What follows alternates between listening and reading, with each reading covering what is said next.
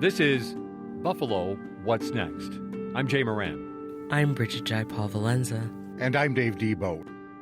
If ever there was an issue that demands more discussion now, the racist massacre at Tops Friendly Markets on May 14th is it. You know, America has a long, deep, rich history of racism brutalizing black communities. But where does it go from here? What does our community need? We must work and teach our children. What issues just aren't being addressed? As long as we keep doing the same thing, we're just sitting ducks for the next mass shoot. That's all you can say. This is a new program. Every weekday, we'll set aside this hour to hear from the community about issues that can no longer be held back. We need to make a concerted effort in our nation, in our institutions, and yes, in our family. And good morning.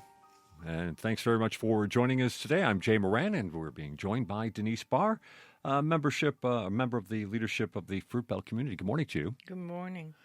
Mrs. Barr, how are you managing today? Today's a better day. It's been a little bit easier today. I feel like now that we've been through the funerals and, you know, we're starting to even some things out. I feel like I can sleep a little better. I had a chance to meet you over at the Fruit Belt yesterday, and I thought you brought up a really interesting point that I haven't heard in a lot of the discussions in recent weeks, and that is Buffalo's East Side isn't one homogeneous entity. Exactly. It's a series of neighborhoods. Mm-hmm. Yeah, expand on that a little bit more. Yeah, I mean, you know, that's, for people that know me, that's always a sore spot with me, that people talk about community and it's become a soundbite. You know, it gives you that warm and fuzzy, but you never know what community they're talking about. And I've been very specific and intentional that when I'm talking about community, I'm talking about the Fruit Belt, because that's where I live and that's where I work. I cannot be the voice of a community that I don't represent. I don't know really much about. You know, but people love to do that, right? They talk about the East Side. Even when you see on the news, when they show the clips over, there's crime, right? It's on the East Side. Well, yeah, but there's a lot of neighborhoods on the East Side. So it would be like talking about, you know, the whole community of Buffalo and showing a film clip, and you're like, okay, so where is that? right. And we'd love to talk about some of those other neighborhoods, and we'll get into it, because I think you bring up a good point about that, and that's something we can talk about in future shows with other people who live in those neighborhoods. Exactly. Let's talk about your neighborhood, the Fruit Belt. Mm-hmm. What do you tell people when you tell them they're not from Buffalo, that you're from the Fruit Belt? What do you tell them about that? So, you know, our community was originally mostly German. There was a blend of other nationalities that lived there, but it was predominantly German. We still have some of that architecture that's in our community. Since the white flight had happened, now it's mostly people of color, it's mostly seniors, it's mostly people that have lived in the same home all of their lives or most of their lives. A lot of people that are in the community are either related by blood or they're related by relationship. You know, so that's really where my community is, that it's mostly seniors. It makes it a little bit unique, right, compared to other communities. Yeah, most certainly it has a nice kind of a geographic semblance to it, for sure, that kind of keeps it a little more tight-knit, and it's always easier to remember the names of the fruits that are on the streets as well. Yeah. The one thing I heard about yesterday, I heard it from two different people in regards to the neighborhood, the Grandma Patrol. The Grandma Patrol. Yes. So when the information was coming along about the donation being possible for the African Heritage Food Co-op building, I had been trying to figure out how are we going to make sure that while the building is being stabilized, that it doesn't get interfered with. You know, once you put information out there in the media sources, you don't know what's going to come after that. And so, you know, there was a conversation with some people in the community, and we thought about the easiest thing we could do is have the Grandma Patrol, right? Because there were some people that live right on that street, right up the street. They don't even have to go anywhere outside of their porch to look at the building. And so, it's nothing for a grandma to go sit outside when the weather is decent and, just keep an eye on it from time to time. So that was a plus and a bonus for me. We've lost 3 of those grandmas since then. And that's pain in my heart because I had a good relationship with a couple of them. I really liked them a lot, but people pass on, and that's the way things happen. I want to talk about grandmothers and their role in the Black community. And we lost several grandmothers in the shooting over at the Tops Market. Discuss a little bit about how a grandmother is a central figure in many Black households. It's not just a grandmother. Sometimes it's a mom who takes on other children. Like, for instance, I have people that know me, I have a lot of inherited sons. Okay. I have sons that I gave birth to, but I also inherited sons and some daughters. They hate that when I don't talk about them. But, it's not that they don't have moms or they weren't raised properly. It's not that. It's just that kids need that extra mentorship sometimes. Even our young men, we have this idea of how young Black males hit that age, that magical age of 18. Okay, you got that diploma that you walked across that stage for high school. You're good. You got it. Go ahead, right? Well, no, because they're still trying to figure stuff out and they need mentorship. We're lacking that in our community a lot of the time. We know what happened with the 60s and the 70s and the 80s with Black males being swept up and taken out of the communities. And so a lot of that is not there for them. Those pieces are missing, and they need that. They need that mentorship to help them to figure out, what to do. Like, how am I supposed to navigate this? Back to talking a little bit about the African Heritage Food Co-op that is prospected to go to that location on Carlton Street, Carlton and Lemon, if I'm not mistaken. We have some more information on that at our website, WBFO.org, if you want to find out about it. But what would that mean to have that grocer, full-service grocer, in that location right there in that neighborhood? To tell you the truth, this is a conversation that we've been having since 2018 when the building was stabilized. And the reality is that in the Fruit Belt neighborhood, if that building had already been up and running, we wouldn't even be struggling as hard as we are right now to try to figure out how we're going to be able to access some things. You're not going to get everything there, but there's a lot of things that we could access from there. And the fact that here we are in 2022 and we're still trying to get funding for this building, it feels a lot like it's the same reason why my community is still technically redlined. It's the same reason why my community is still disinvested in. All of these things that are working together to keep poor people poor and keep them in the place where they are. It's not right. But people are waking up and they're realizing that there are communities that have been left behind and they deserve to have what everybody else has. It's interesting also, of course, the Fruit Belt is close to the surging part of Buffalo, and that's the Buffalo Niagara Medical Campus. But I lovingly refer to as the wall. Yeah, interesting. It is interesting in a lot of ways. Talk about how that entity and its growth has impacted your community, your neighborhood. Well, obviously the direct impact is on the infrastructure. If you go to my street, probably right now, right at the corner of Grape and High, you're going to find a sinkhole. And that's very common in our neighborhood. All the speculators about land who are driving up these prices, but they're not telling you that there are sinkholes in this community. It's very common. People have them in their yards. They have them on their property. They're everywhere. They're on the streets.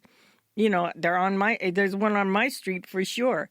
But it's the infrastructure, because when you think about that community and what it was, all of this time that has passed, there hasn't been a lot of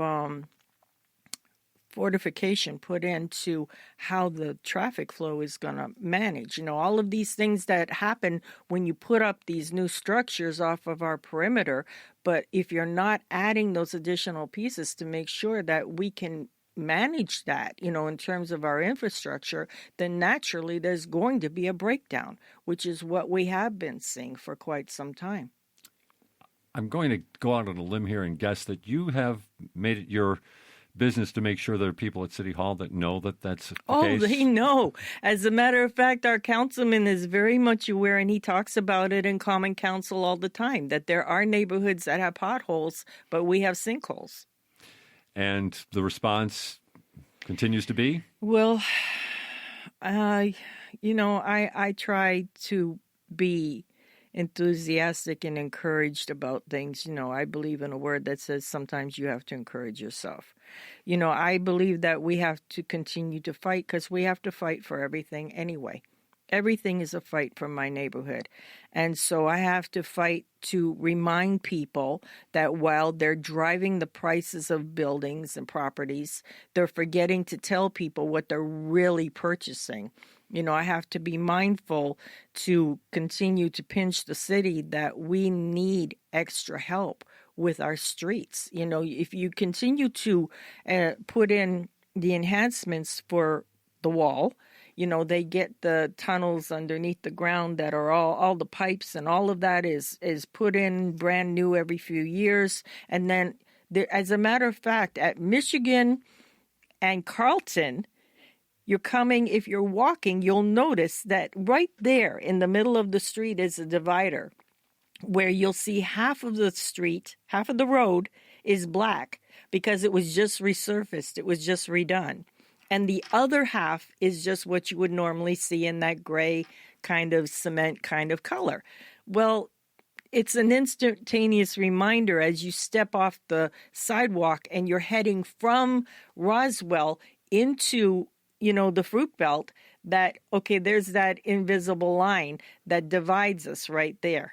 So it's a not so invisible line. Well, it's not for us, but, it tends to be for a lot of people because they get caught up and they don't pay attention.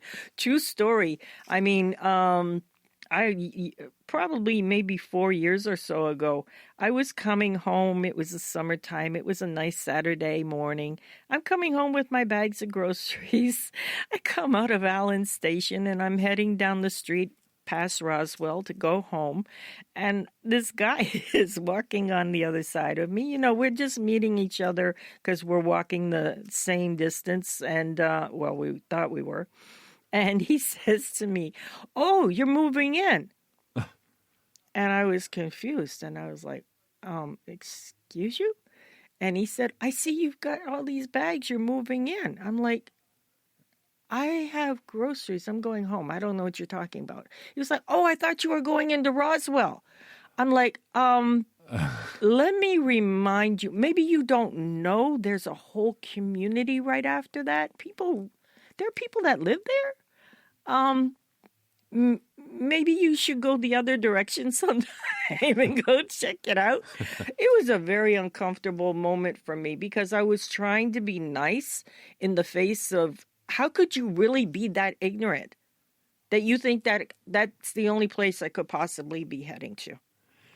We're talking with Dennice Barr, one of the members of the leadership of the Fruit Belt community, with us this morning here on WBFO. Sinkholes aside, what are the other challenges for your neighborhood? Well, obviously, the parking is continuing to be an issue. When we first negotiated about the parking permits, the medical campus did not want to recognize the conversation that over the years they were going to increase their workforce. Which was obvious. It's obvious to anybody. It was the goal. I mean, even, I brought up the conversation about even seasonally, you're going to increase your workforce. It's just common sense that during the Christmas holidays, what happens out there at the gardens. I mean, anybody that has knowledge of that area knows that there are going to be more people parking. So we're seeing how it is, stretching itself out in our neighborhood, how it started out at a certain point and now it's lengthening itself out. And even To be honest with you, I've been in conversations with the principal over at City Honors because we've been talking about it. And he was having a lot of problems with people parking in front of the high school. So, we had some conversation about what to do about that. Since then, we agreed to put up some signs that said, I think it's a 15-minute parking limit that you can be seated, in front of that building. But yeah, that's where we are right now. And there are. I got to see it yesterday because I had to go find a spot over on Orange Street. Yes, which is fine. But you do see the signs that say residential permit only. Exactly. How is that working out, generally speaking? Well, it's not a perfect plan. It needs some tweaking, but it's better because at least our seniors can go out for their appointments or go out for their groceries if they can do that.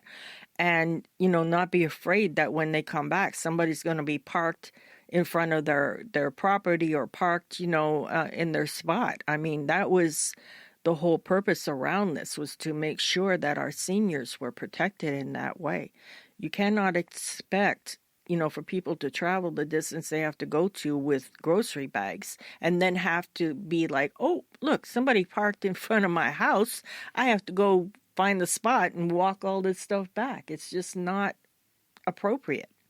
We don't have a lot of time left, but I did want to touch upon the Community Land Trust.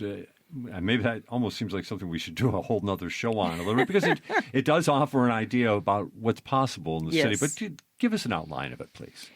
Generally speaking, it is the idea that our city should be donating or selling the lots, because there are a lot of vacant lots. So let's, make sure that it falls into the hands of the people that want to make sure there's investment that are going to redevelop them.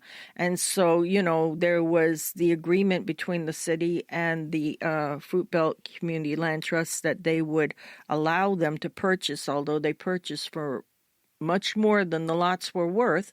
But, they did purchase the initial lots. There were 4 lots, I believe, and there are 2 houses that have gone up at this point. With this market, obviously, what we've seen that's happened over the last 4 years or so, it's become much more difficult to be able to acquire land, but they're working on it. And generally speaking, again, feel good about it? Is it a positive? I feel good about it. The land will always belong to the community. The houses can be sold. People can do that, but the land will always belong to the community. And there's a cap on how much profit you can make off the sale of those houses. So they'll always be reasonably affordable. So a success story right in one of our neighborhoods. Absolutely. It's a win. We need all the wins we can get. I like the smile right there of pride. The final question, and I want you to clarify this for our listening audience, because you clarified this for me yesterday. When I met you, I said, Mrs. Barr, how are you doing? Yeah. And you said? That's painful because it hits people of color in the gut right now, right? Because I don't know how to really respond to that. If you ask me how I'm managing, then I can take a breath, I can take a pause, and I can give you an answer. I don't even know for myself right now how I'm doing. That's a challenge from day to day, because everything is right underneath the surface for us. We're breathing in our trauma and our pain, and just, we take a pause and we go on to the next thing, and then we stop and we reflect, and then we take a pause and we go on to the next thing. We don't have time right now to deal with the trauma. So, just to make it easier for other people, just remember, it's a simple thing. Don't ask me how I'm doing. Just ask me how I'm managing. I hope you continue to manage effectively. I appreciate that. Dennice Barr, member of the leadership of the Fruit Belt community, here with us on WBFO this morning. Thank you very much for joining us. Thank you. I appreciate your time. Donations come in many forms: a sustaining membership, a one-time gift, even that extra vehicle you no longer need. Learn more about the advantages of donating a vehicle. Here's how. Go to WNED.org/vehicles. Get all the trusted local news you need right to your inbox each weekday morning with the WBFO Daily Email. Visit WBFO.org to sign up today. This is Buffalo What's Next, where we have conversations with the community about moving forward. To have your voice heard, press the Talk to Us button on the WBFO app, and we'll work to get your questions and comments on the air. Join us on Twitter at WBFO or email us at news@wbfo.org. Together, we'll have the conversations that are needed. This is WBFO, your NPR station. Hello, you're listening to Buffalo What's Next, where we critically examine and have real conversations about what led to the Tops massacre and how we fix the issue. Thank you for joining us. I'm host Brigid Jaipaul-Valenza. We're joined today by Mark Talley, son of Geraldine Talley, who was killed while grocery shopping at Tops on May 14th. Mark, first of all, thank you for joining us. I am sorry for your loss. I can't even imagine how you must be feeling right now. How are you doing? I'm doing okay. Yeah, I definitely wish my mother was still here. Absolutely, but I'm doing fine. I can't really much complain about anything at this point. So there's been an outpouring of support for you and the other victims' families from the community. Can you tell me a little bit about some of that? Absolutely. A lot of people have definitely been raising donations. A couple people off my memory. Executive Chef Darian Bryan, he's definitely been raising money, doing donations. My high school, Canisius High School, they just sent me like a package with a bunch of basically thoughts and prayers that was written by the students and staff. My union, I'm in a AFSCME, so local union, I apologize if I get the numbers wrong, 1095, Council 66. There was another one. Unfortunately, I do not remember that. The local union president here, Rich Canazzi, one of the higher ups in AFSCME, I forgot his title, Ryan Wells. I've definitely met with them. They've given me their support and donations. Once again, off memory, that's the most I can think of right now, but especially on my friends and family as well. This is just an unimaginable loss. I think when any of us even remotely consider losing our parents, we certainly don't necessarily think of losing a parent in this way. Tell me about your mom. She was funny. Me and her, we had our own special bond, own special humor, own special stuff we kind of dealt with each other. We kind of knew how to get on each other's nerves. Like I would just like to push her buttons, call her old, tell her knees is breaking down, tell her she's going to need that cane. She would definitely tease me. I would always crack my knees around her. She would tell me I would definitely need a knee replacement surgery before I turned 35. Constantly criticize my cooking skills because she was an amazing cook, and I mean, unless you count me being an air fryer cooker, that's the most you're getting from me. She's been described by friends and coworkers as being sweet and the life of the party. Can you tell us a little bit about that? Yeah, she was definitely a sweet woman. Life of the party, may kind of be pushing it there, but she was definitely a sweet person, loved her family, loved her friends, loved her children. If she had it $20 on her, you needed 19, she would definitely give it to you. I heard she also liked playing the lottery. Oh, yeah, that's the thing I hated most about her. Okay. Like, she would go down to the casino and just play these dollar slots for 2 hours straight. And it would just have my blood boiling so much that she's down there this long just playing dollar slots, the penny slots, putting in all these, I don't even know what you call it, just the cards where you got to circle in all the numbers and just give to the cashier so they can, I just hated this so much, how much she did it.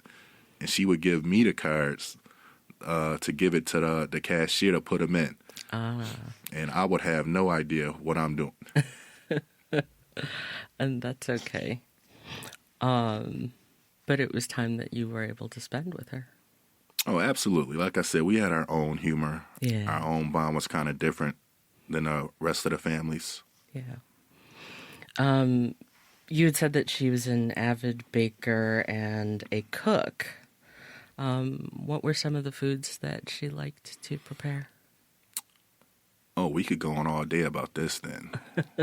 You can go from apple pie, banana puddings, banana pudding cakes, banana pudding pies, peach cobbler, chicken wings, any type of fish, any type of vegetables you wanted. Like just, she would constantly be cooking. The second you step into her house, the smell would just hit you. So did you assist in the kitchen? Were you part of this, or just moral support and a great taste tester? I would always tease her. I say, if I buy the ingredients, like, we both made this then. Like, so that was my understanding. Like, if I buy you the seasoning, you use this seasoning for the food, we both made this. I see. So you definitely had a hand. See, exactly. In it. What was your favorite thing that she made? Back when I used to eat it, catfish, I would love when she made it. Out of nowhere, I became allergic to it like 2 years ago out of nowhere, so I don't know why. And her chicken wings and banana pudding. That's a full meal right there. I'm Brigid Jaipaul-Valenza, and you're listening to Buffalo What's Next on WBFO. We're talking to Mark Talley about his mom, Geraldine Talley. Let's pivot a moment to your mom at work. She was known as a caring person, eager to help others in need. If she was with us today in the aftermath of such a tragedy, what do you think that she would be doing for her community?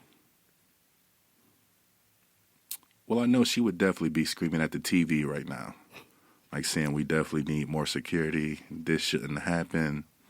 There's a reason it happened on this side. Well, she would definitely be cussing up a storm right now, mad that this happened.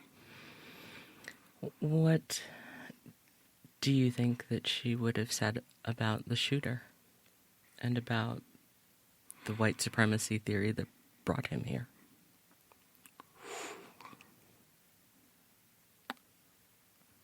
Oh, I may not be able to say that on the radio. Like, she would definitely be going in. She would definitely say this has been happening ever since she was a child. She was born in 1959. She had to deal with racism, she told me, when she was a student up here in the 1970s, even prior when she was living in the South in Grove Hill. And she told me how she saw racist things that her parents had to deal with. Her parents were, think that the correct terminology was sharecroppers at that time. Mm-hmm. So, yeah, she definitely saw a lot of racism, and she would definitely be so upset and complaining about everything that happened. This massacre is about racism. And it has lit a spark in you, especially given the stories that your mom has told you and what you've just now experienced. Can you tell me about how that has lit that fire in you and what that means for you? Unfortunately, basically, if you go throughout history, a tragedy had to light a spark in order for change to get done, or for a fire to begin in a person so they can start doing something. And the same with me. I'm trying to do my best to work with any nonprofit I can in some either full-time or contract position. I'm trying to work with different organizations in the community, from Open Buffalo, Buffalo Urban League, Friends of the Night People. Hopefully down the line I really want to set up my own type of type of donation practice, if you can call it, whether food drives, clothing drives, non-essential supplies, feminine products, or just donating money to give to other organizations. I'm really trying to do stuff like this. I'm trying to, in my mind right now, I'm trying to plan my first one, just a food drive, and I'm definitely aiming for my second one to be back to school supplies coming up in August for the kids. This is a question that you may not be able to answer, but do you have anything to say to the shooter? Absolutely not. Once again, he's definitely going to get his in due time. So there's no point to give attention to people who you know that's beneath you. And that's exactly how I look at them. You are pursuing your master's degree in public health. While you're studying, certainly you'll be looking critically at social determinants as factors to health. When you look around your community, what do you see? My community is just basically a picture-perfect representation of what socioeconomics is. If you look on the east side, whether it's the Maston area, the Fruit Belt area, like it's a perfect synopsis of basically you have generational poverty, which is from the poverty cycle, which is in a low socioeconomic status area, which can create food deserts. You have the majority of people coming from single-parent households, the majority of people lacking a college diploma. You have people who are barely not even making enough money. And all of this is a perfect synopsis for somebody to come in, scout the area. Because basically, nobody really cares about that area. And you can take it back to the Fair Housing Act in the 70s, which created all of this gerrymandering and redlining, which caused the majority of East Side areas to receive lack of funding. Nothing like this, I believe, would not have happened in East Amherst or Orchard Park or Clarence or Kenmore, because those areas more than likely receive more funding. They have more areas where people can go to shop. It's definitely not food deserts over there. You look over on the East Side, basically, kind of a well-known open secret is if you live in an area surrounded by a lot of black people, you're not going to receive that high mortgage. Your property values will be very low. So even if you wanted to leave that area, you couldn't. And if you want to receive a mortgage or refinance, you're not going to get it. They say if your area has a lot of corner stores, liquor stores, a lot of bodegas, that's considered a bad area.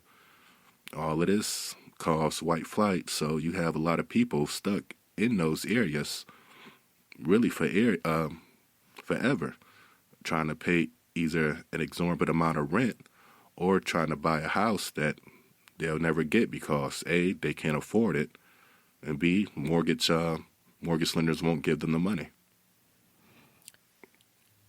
How would you start to remedy that? Oh, it's a lot of things I would love to do, but unfortunately, that's up to the people higher ups than me.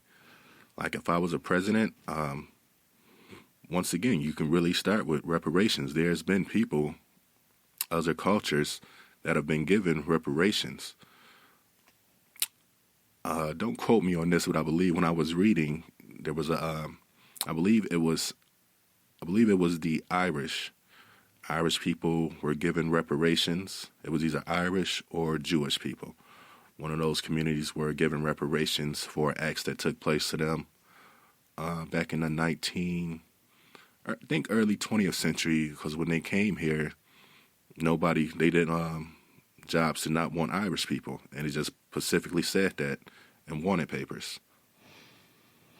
So you think that reparations will be the start?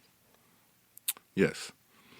Is it the start of a conversation or the start of a new dawning or a new renaissance? It really shouldn't even be a start of a conversation. This conversation should have been had once the Civil Rights Act passed. Although people make it seem like Martin Luther King, the Civil Rights Act happened, 100 years ago. It was only in 1964, I believe, the act got passed. So if you have maybe a grandmother or a parent that's in their maybe mid-70s or 80s, she was around back when people told her she was better than people of culture.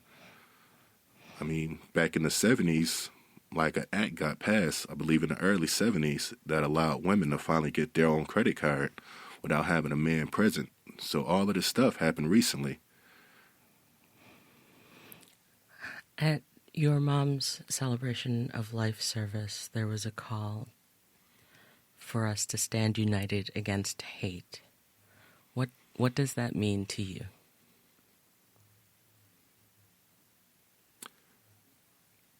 Well, it means to me that we should. I think when it was said, I think people meant that we should just finally stand up and take action. But like I said, I'm tired of standing up. Like we've been saying, take action ever since the Rodney King beating that happened, close to 30 years ago. Like, it's time these thoughts and actions finally take place instead of saying it. I believe the terminology, once again, I kind of may get it wrong, but like a thought without a plan is just a dream. And we've basically just been dreaming this whole time. There's been no plan that has been put to action. So we need a plan. Yes. Is that what's next for Buffalo? A plan?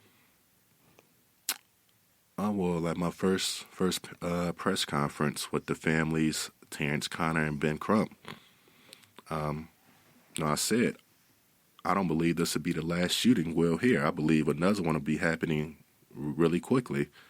And unfortunately, and close to 2 weeks later, we heard about, I think, 20 kids and 2 or 3 teachers getting shot with another semi-automatic rifle.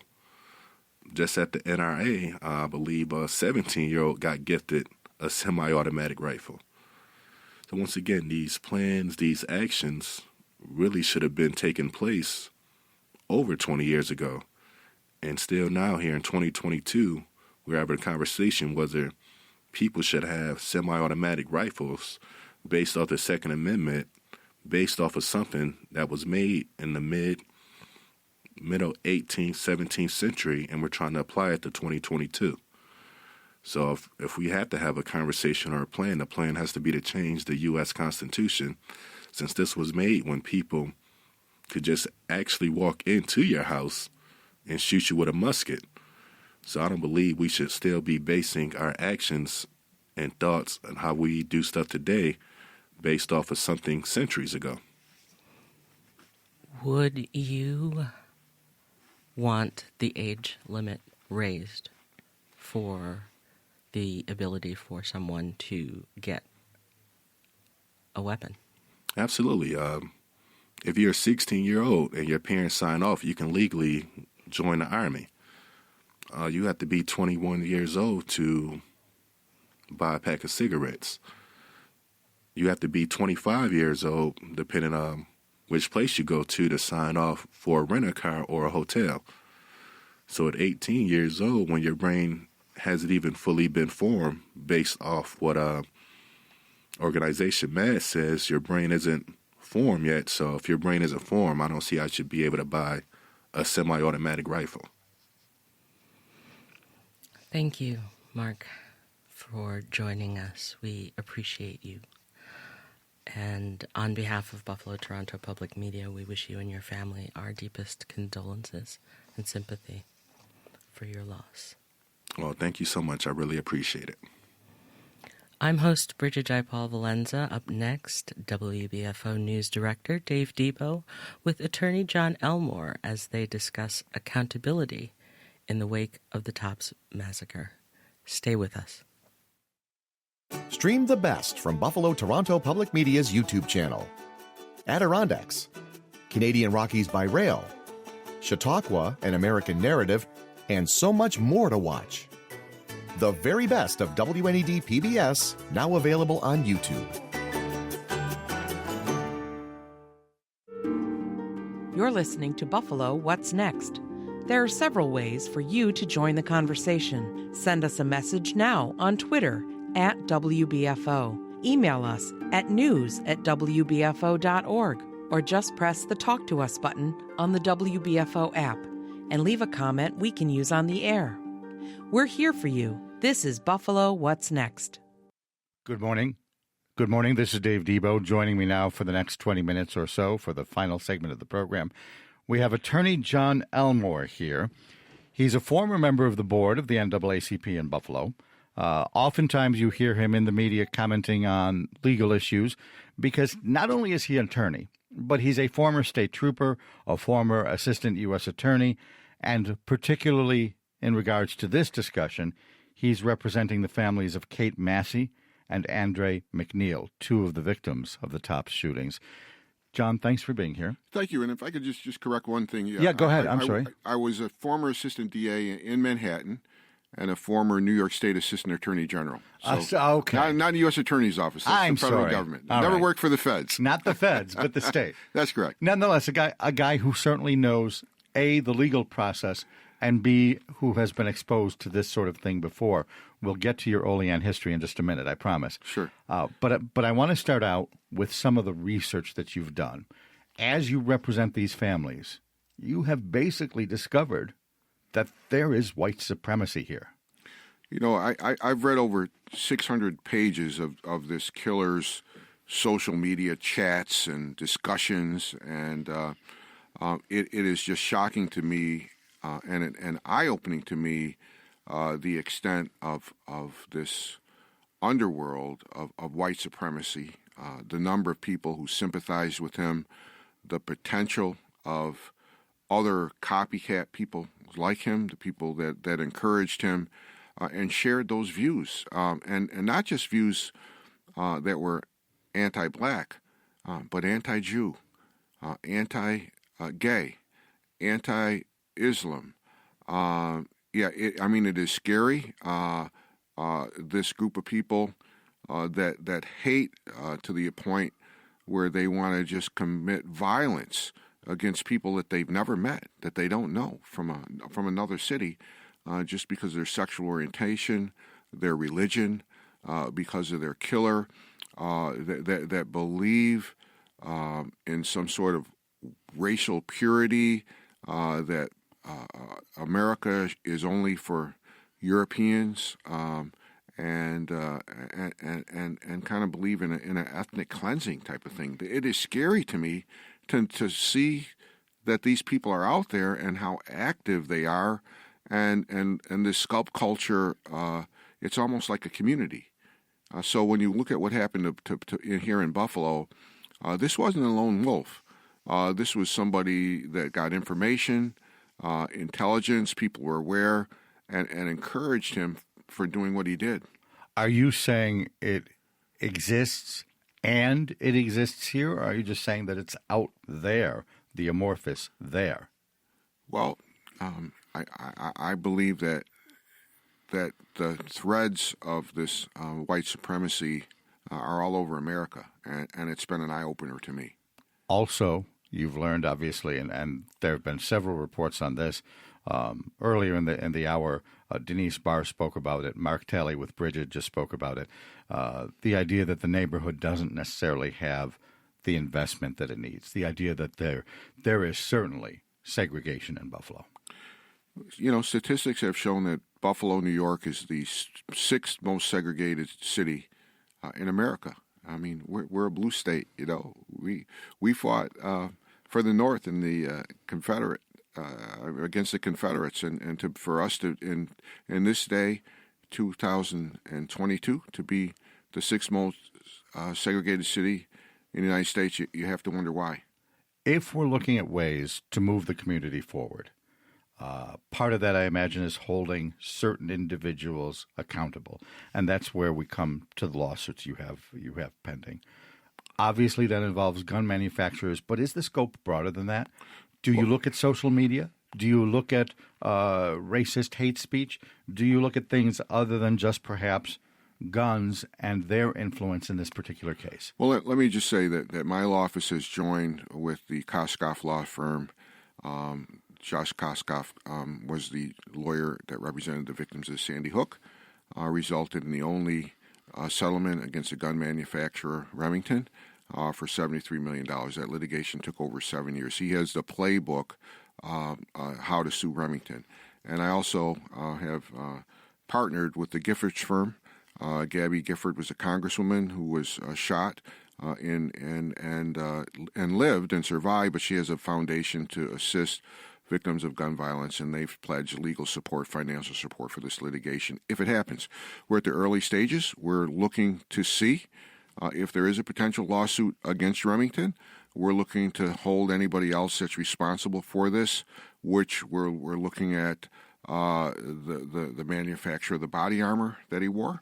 We're looking at the social media platforms that he was on, and it is going to be an extensive, thorough investigation where we're going to leave no stones unturned. We have, I believe, assembled the best legal minds in the country for this type of litigation. We cannot promise success. At this point, we can't even promise that there's a lawsuit, but we're at the early stages, and we're going to leave no stone unturned. So you're definitely looking at more than just guns. That's correct. How can you even look at social media in a country that has the First Amendment? Well, again, the First Amendment is not an absolute right to freedom of speech. I mean, we have freedom of speech, but, I mean, it's just a simple thing to say you can't yell, fire in a crowded theater. Right.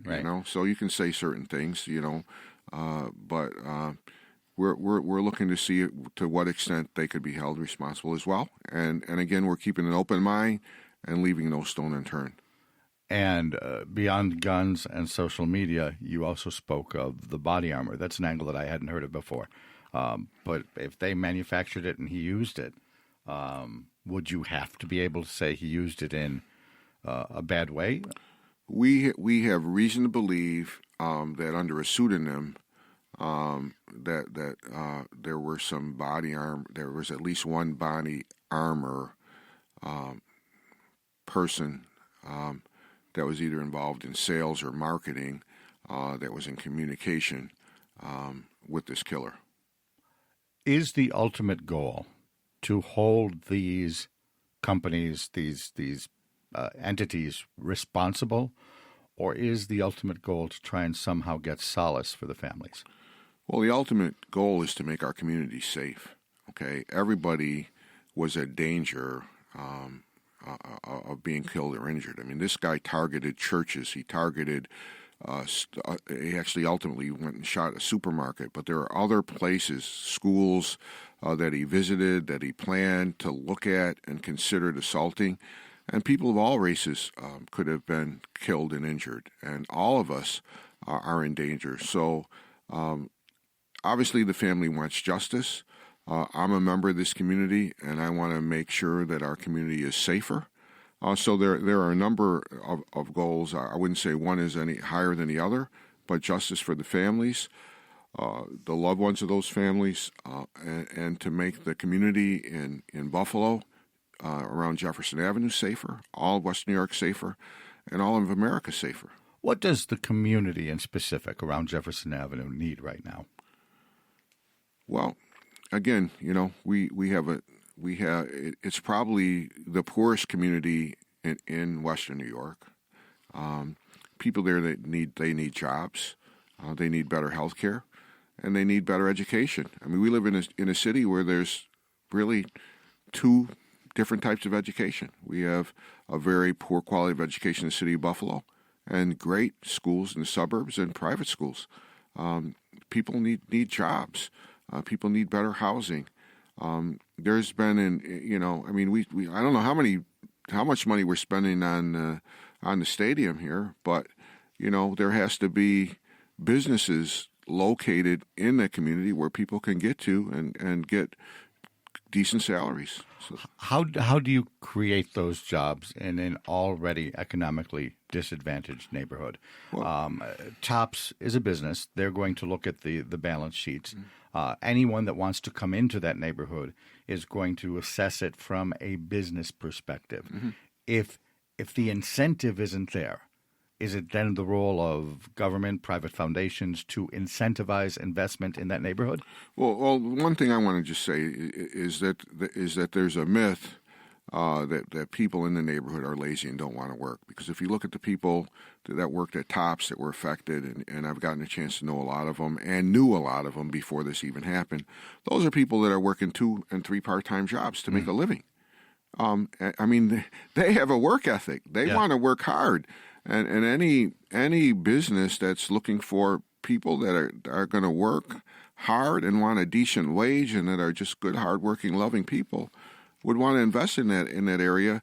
But again, other parts of the city, they have industrial development zones, they have tax breaks, they get government incentives to create businesses, but it just hasn't happened in those neighborhoods where people have access to those jobs. So more, I think there are probably a multitude of solutions, but it sounds like you're saying at the very least, government intervention. Government with a partnership with education facilities, UB, Canisius, partnership with the private sector, a partnership with the religious folks, but people really just need to work together. You spoke of the Tops employees that have 2-3 jobs holding it together. One of the things you discovered in the research for your lawsuits and for the community is that there is a big gap there when it comes to some of the mental health treatment available to them. Well, certainly. A lot of people have come to my office that have worked for Tops only because they didn't know where to go to get help, not for legal assistance, but just for guidance. So take somebody that's works for Tops and they have another part-time job because they're not meant, they could be suffering from post-traumatic stress disorder and need counseling. Tops is offering group counseling, but they may need individual counseling. There's a loss of income because they're not mentally ready to go back to their second job because they saw somebody get their brains blown out laying on the freaking floor, okay? And they're having nightmares. They can't sleep at night. And so how are they going to get that private health care, if they cannot afford the copay and they have the loss of income from their second job? Fortunately, I have knowledge and contacts where I've been able to direct people to get that type of help, for free of charge. I'm a community lawyer. I love this community. I want to do everything I can do to help. That story speaks a lot to the suffering that's still going on. I would imagine there's even still some anger in the community. Have they moved to those other stages of grief? Well, people are angry, but nobody that I'm aware of is angry to the point where, they want to start violence, that they want to retaliate against anybody. They just want solutions. They want peace. They want to get back to their normal lives. But certainly they're mad. They might punch a wall. Long term, where do you see this situation? Be it the education gap, be it the neighborhood services that some of the earlier guests spoke of, be it the segregation, be it the lack of business investment. Paint a picture for me of what all of those areas look like a year from now. Let's hope that we begin. You build a building one brick at a time. And let's just hope that every day bricks are being laid to get a good, strong foundation. And every day and every week and every month and every year, things are a little bit better. Do you think that's possible within 1 year? Do you anticipate real change? A lot of this program, and I'm not picking specifically on you, but you're the man in front of me. A lot of this program for the past couple of days has discussed possible solutions. And I think it's real easy to dwell in the theoretical. Do you picture action? Well, it's hard to predict the future. I just know that I am an individual I am a private business owner with a building on the east side of Main Street. I'm going to do what I can do to help those that have come to me and ask for my help. Every year I sponsor. I'm one of the sponsors of a Jefferson Avenue block party. I try to sponsor youth sports leagues and concerts in Martin Luther King Park and serve on boards. And I can tell you that my law firm, we're going to do our share. And you know, you don't build a house in a day. You build it a brick at a time. And let's hope that we can build the east side up a brick at a time. And every day, it's just going to be a little bit better. That's what I hope and pray for. John Elmore is here with the law offices of John Elmore, as you heard him mention, connected to the community there, but also specifically in regard to this case, representing the families of Andre McNeil and Kat Massey. John, I did mention this earlier. I want you to talk a little bit about your historical roots. Born and raised in Olean, New York. Yes, I was born and raised in Olean. Where you had the first ever school shooting in the United States, 1974, December 30th, 1974. A rampage in a school, the first one on record in the United States. Your dad was a victim.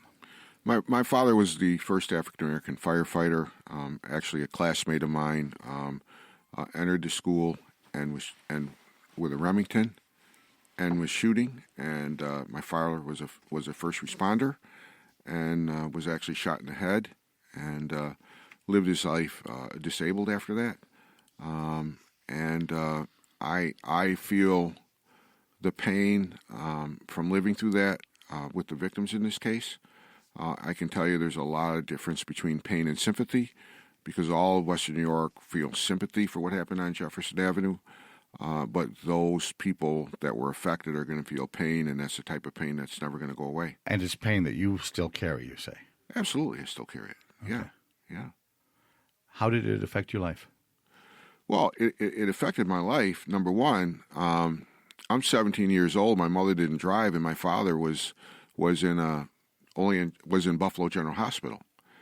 We didn't have GPS there, so I had to figure how with a map how am I going to get from Olean to Buffalo General Hospital to drive my mom there, to drive my mother back and forth to work. My father, in addition to being a firefighter, had a window cleaning janitorial service. So my brother and I, we tried to run that service. We eventually my father lost that business, so it affected us financially. It affected us emotionally. In today, people get counseling, they get GoFundMe, they have prayer vigils. The students in my class after the shooting, the school was closed for a week, and the next week we went back to school, and there was no counseling, there was no prayer vigils. It was just like, I'm 65 years old. I remember a lot of people asking, "How's your dad?" I'm 65 years old. To this day, no one ever asked me, "How are you?" So how are you? Or ask my brother or sister, "How are you?" You know what I mean? Yeah, So yeah, But so it was tough. I had to figure out, I was counting on my dad to take me around, drive me to visit colleges and stuff, and I had to figure that out on my own. I was recruited by the track coach at University of Connecticut. First time I flew by myself. John, thanks for sharing all of this. All right. We are sadly out of time. Thanks also to the earlier guests, Dennice Barr and Mark Talley. We want to hear from you. You can use the Talk to Us feature on the WBFO app, and we will be here tomorrow live from the Golden Cup on Jefferson on WBFO Buffalo, WBFO HD1, and WUBJ WL in Olean.